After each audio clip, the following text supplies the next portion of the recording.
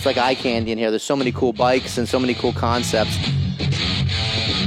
Someone wants a bike. What's that process look like? But I think the first thing we really do is listen, because I want to know what you want.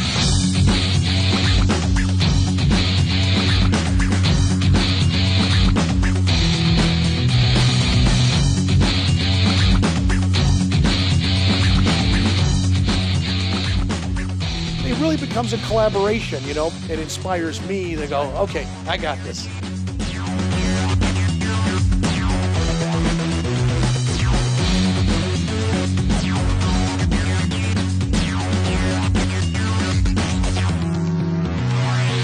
There's a confidence that people have when they hire me to do something just because of our 30 years in the business and obviously the pedigree of the bikes we turn out.